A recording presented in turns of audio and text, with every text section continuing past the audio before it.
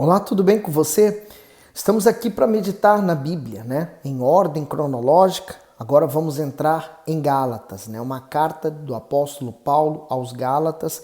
E como sempre começamos com a nossa oração, pedindo para que o Espírito Santo venha nos revelar tudo o que precisamos para os nossos dias. É como um alimento diário, Você se alimenta para que você possa ter os nutrientes dele e assim viver. Assim também é a palavra de Deus. Por isso temos que nos alimentar dela todos os dias. E se você tem gostado de todo esse conteúdo, dê o seu gosto, partilhe o vídeo também, tá bom? Meu Deus, nós entramos agora nessas cartas do apóstolo Paulo para a igreja de Gálatas, mas é a carta do Senhor para nós hoje. Por isso, fale conosco, nos fazendo compreender muito bem aquilo que ele falou, que sirva para nós hoje. Que o Senhor nos abençoe com essa meditação, abrindo o nosso entendimento. Amém. Gálatas, capítulo 1, versículo 1. Paulo, apóstolo, não da parte dos homens, nem por homem algum, mas por Jesus Cristo e por Deus Pai, que o ressuscitou dentre os mortos. Comentário diz assim: apóstolo de Jesus Cristo. A saudação de Paulo começa destacando a diferença entre uma designação humana e uma escolha divina. Os discípulos em Jerusalém haviam se reunido e por decisão própria resolveram substituir Judas, o traidor, por Matias. Mas, contrariando a vontade deles, o Senhor Jesus elegeu Paulo para o seu lugar, constituindo-o como seu servo. Embora fosse perseguido e tivesse sua autoridade questionada, o apóstolo tinha ânimo, segurança e conforto para saber que não exercia o ministério por iniciativa pessoal, mas por escolha clara e exclusiva de Deus. Bom, primeira evidência aqui, Os discípulos haviam escolhido aquele para substituir Judas, mas não foi escolha divina.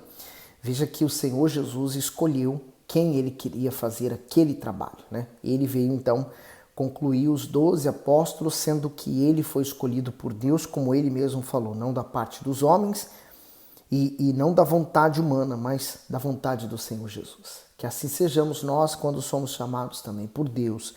2. E todos os irmãos que estão comigo, as igrejas da Galícia. O comentário diz: Galícia era uma região da Ásia Menor constituída por muitas cidades. Em algumas delas a igreja já havia sido fundada, como Antioquia, Icônio, Listra e Derbe. O motivo da carta de Paulo aos Gálatas era exortá-los quanto à propagação de falsas doutrinas disseminadas por falsos apóstolos. Então, só recordando o que nós tínhamos lido lá em Atos, Paulo e Barnabé, ambos fizeram toda aquela região dos gentios e muitas pessoas se converteram. Depois veio aqueles homens religiosos querendo trazer as tradições judaicas para os gentios. Eles foram até Jerusalém para conversar com os apóstolos. Foi decidido que não fariam mais aqueles rituais do passado, mas viveriam a nova aliança. E agora, Paulo aqui está escrevendo para essas igrejas, uma vez, como disse, estavam havendo alguns problemas.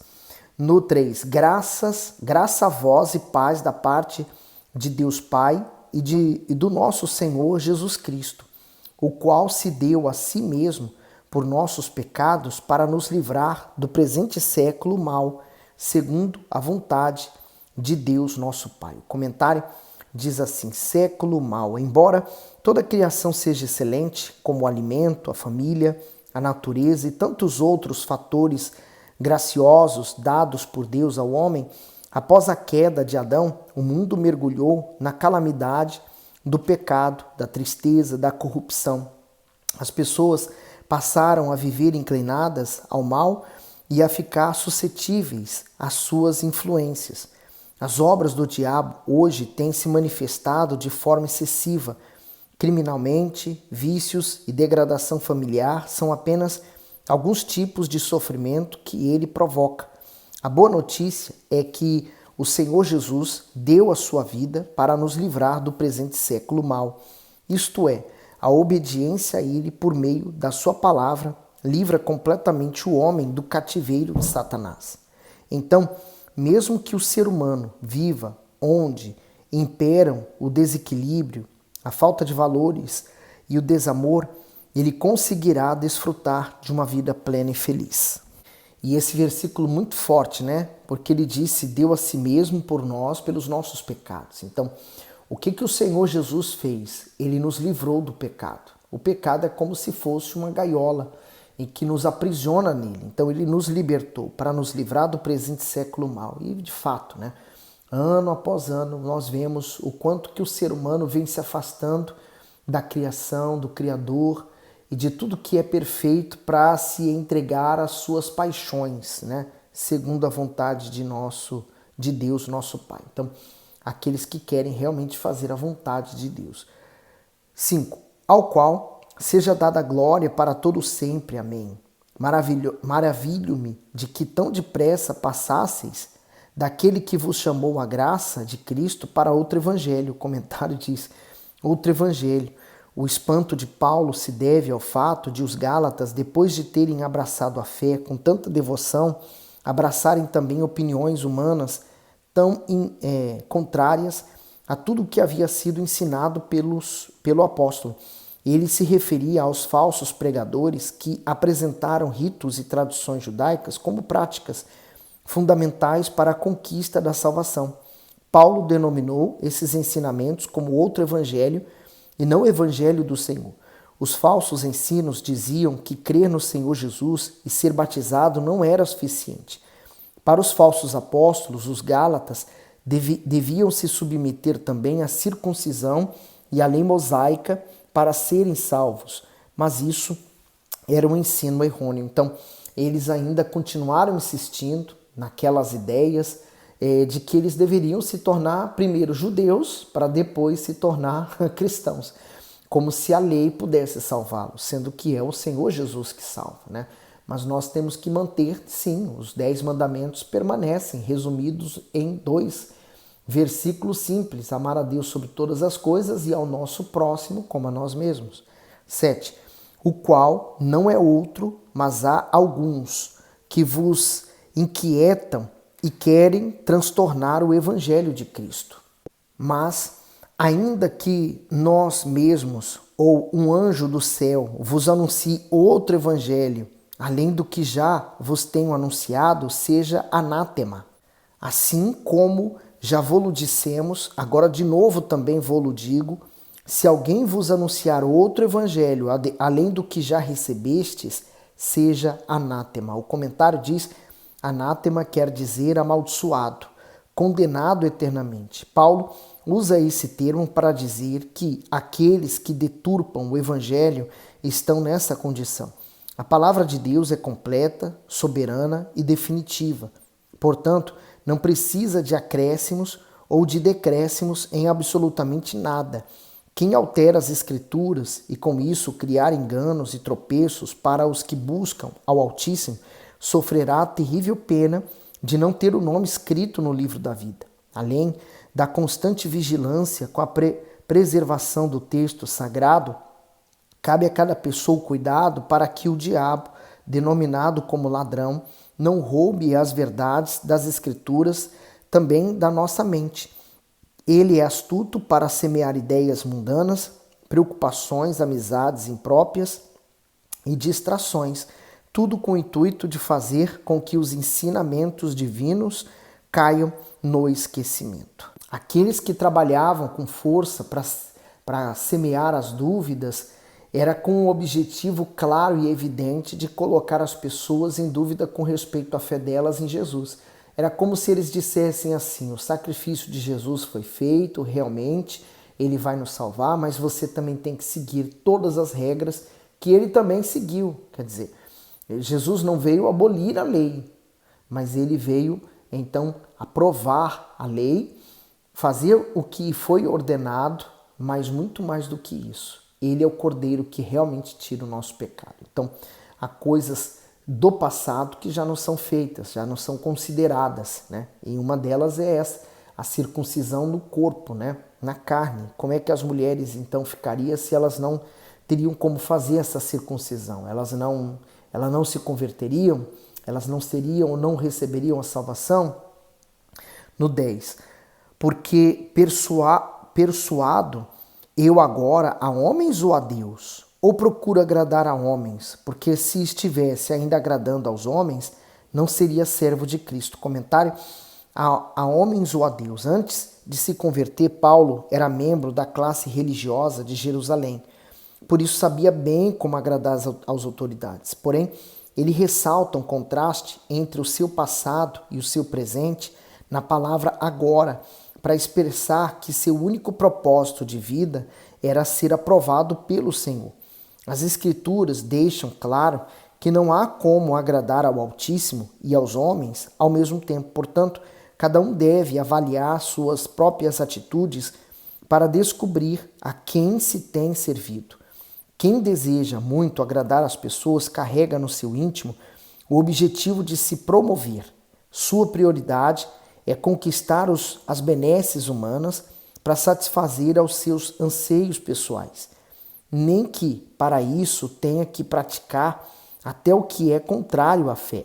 Muitos começam bem sua jornada cristã, mas as pressões dos problemas os fazem abandonar o princípio inicial da fé, que é agradar e depender somente de Deus para ficar na dependência dos homens. Eu lembro até do apóstolo Pedro, né? e de João, quando foram presos também, e eles disseram exatamente isso: importa que nós façamos a vontade de Deus. 11.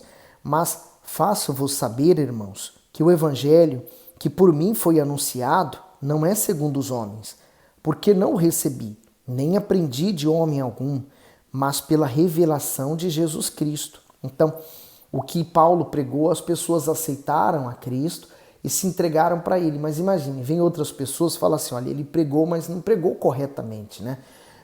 Nós temos que observar as leis dos judeus também, assim. Então vem aquela dúvida: e agora? Será? Eu quero tanto agradar a Deus que eu estou disposto a fazer o que for preciso. Será que é preciso fazer isso? Então criava aquela coisa, né? Hoje existe, sabe de que forma? Pastor sai de uma denominação em que ele fazia parte e ele abre mais uma igreja com o objetivo de ganhar almas. Mas aonde ele vai abrir a igreja dele? Por exemplo, perto da onde ele já foi pastor, porque ele sabe que muitas daquelas pessoas que iam na igreja dele gostavam dele, então vão para a igreja dele.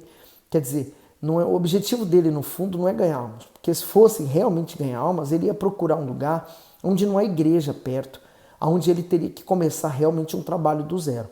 E aí tem gente que não quer fazer isso, né? Quer o sacrifício. 13. Porque já ouviste qual foi antigamente a minha conduta no judaísmo, como sobremaneira perseguia a igreja de Deus e a assolava? E na minha nação excedia em judaísmo a muitos da minha idade, sendo extremamente zeloso das tradições de meus pais. O comentário: antigamente a minha conduta. Após ser regenerado pelo Espírito Santo, Paulo mudou totalmente o curso da sua vida. Ele abandonou sua zelosa prática religiosa, os princípios incorretos que havia recebido da sua educação e, sobretudo, o ódio que sentia pelos cristãos. Desde que teve esse entendimento iluminado pela verdadeira fé no encontro com o Senhor Jesus, passou a se envergonhar do que fez no passado. E isso prova que é impossível vivenciar a experiência do novo nascimento e permanecer sendo a mesma pessoa. Então, houve uma transformação. Há uma transformação quando há uma entrega. Por quê? Porque o Espírito Santo, né, ele vai gerar vida dentro de nós. A palavra de Deus, ela tem espírito e vida, mas ela só pode transmitir espírito e vida àqueles que estão dispostos, maleáveis nas mãos do Espírito Santo. Então, ele era zeloso, ele praticava aquilo que foi ensinado a eles, mas muitas das coisas eram tradições humanas. Aquilo não agradava a Deus. E depois da mudança que houve, o encontro dele com Jesus, a mente dele foi transformada, tudo mudou. No 15. Mas quando aprouve a Deus, que desde o ventre de minha mãe me separou e me chamou pela sua graça. O comentário do 15 diz: desde o ventre, Paulo reconhece o modo providencial como o Senhor o escolheu para servi-lo. Ele revela que foi preservado para o propósito divino quando ainda nem tinha nascido. Podemos entender o termo mãe também de modo figurado, isto é, mesmo envolvido naquele contaminado mundo religioso e na cegueira espiritual, Paulo era guardado por Deus. Em ambas as interpretações, podemos ver o fator extraordinário do Altíssimo se manifestando. Embora a vontade do homem ainda não tenha se voltado para a sua vontade, Deus é incansável em sua obra e não mede esforços para levar o ser humano ao arrependimento e à conversão. E ele fala sobre a escolha de Deus. Lá em Isaías fala, que Deus nos chamou. Ele nos chamou pelo nosso nome. E como ovelhas, lembra aquela parábola do Senhor Jesus, Uma ovelha estava perdida. Então o pastor deixou as 99 no aprisco e foi em busca daquela única que estava perdida. Então somos nós, graças a ele que nos encontrou. 16. Revelar seu Filho em mim, para que o pregasse entre os gentios, imediatamente não consultei a carne nem o sangue. O comentário, não consultei a carne nem o sangue. Quando há a revelação da fé sobrenatural, o próprio Espírito Santo dá a convicção acerca do que Deus requer de nós. Essa certeza proveniente da fé nos instrui a atender prontamente a sua voz e a desenvolver os talentos que ele nos concedeu segundo ele nos determina. Eu acho isso aqui interessante, Revelar seu Filho em mim. Então, o Espírito Santo tem essa incumbência na terra, Revelar o Filho dele, o Filho de Deus em nós, o Espírito de Cristo, o Espírito do Deus Altíssimo. 17. Nem tornei a Jerusalém a ter com os que já antes de mim eram apóstolos, mas parti para a Arábia e voltei outra vez a Damasco. Depois, passados 3 anos, fui a Jerusalém para ver a Pedro e fiquei com ele 15 dias. E não via nenhum outro dos apóstolos, senão a Tiago, irmão do Senhor. Ora, acerca do que vos escrevo, eis que diante de Deus testifico, e não minto. Depois fui para as partes da Síria e da Sicília, e não era conhecido de vista das igrejas da Judeia, que estavam em Cristo, mas somente tinham ouvido dizer, aquele que já nos perseguiu anuncia agora a fé que antes destruía, e glorificavam a Deus a respeito de mim. E aqui o apóstolo Paulo faz um breve relato, uma prestação de contas do que ele fez e de como que tudo isso aconteceu, falando, olha, eu tenho esse histórico, eu fui revelado pelo próprio Deus Altíssimo que me mostrou Jesus e ele em mim revelou o Espírito Santo. E a partir daí eu passei a fazer isso. E aí, com que objetivo tudo isso? Para que eles pudessem avaliar, colocar como se numa balança, o que aquelas pessoas religiosas estavam falando e o que ele pregou e quem ele era. Vamos olhar o histórico. É por isso que eu costumo dizer, eu vou seguir o pastor fulano de tal. Ok, mas qual é o histórico dele? Procure saber quem ele é, como ele é casado com quem, como que ele trata a esposa. Há pessoas que vão à internet, tem todo tipo de coisas boas, mas também há todo tipo de coisas ruins. E às vezes vem uns na internet só para cuspir o que é ruim, E fala mal deste, daquele outro, mas qual é o histórico dessa pessoa, O que ela já fez, Qual foi as almas que ela ganhou? Qual é o histórico, espiritual que ela pode passar para você? Porque pregar a Bíblia, fazer o que eu estou fazendo aqui, qualquer um pode fazer. Qualquer pessoa pode fazer. Agora, a diferença está entre você pregar e viver. E é essa a diferença. Você prega o Evangelho, você fala de Cristo, mas viva o que você fala. Aí está a diferença. Por isso que a diferença entre o que os religiosos falavam de Deus e quando Jesus falava a palavra de Deus. As pessoas olhavam para Jesus, ouviam o que Jesus falava e eles diziam, ele prega com autoridade. Então, viva o que você prega, tá bom? Que Deus abençoe e ilumine você ainda mais. Vamos continuar aqui no livro de Gálatas.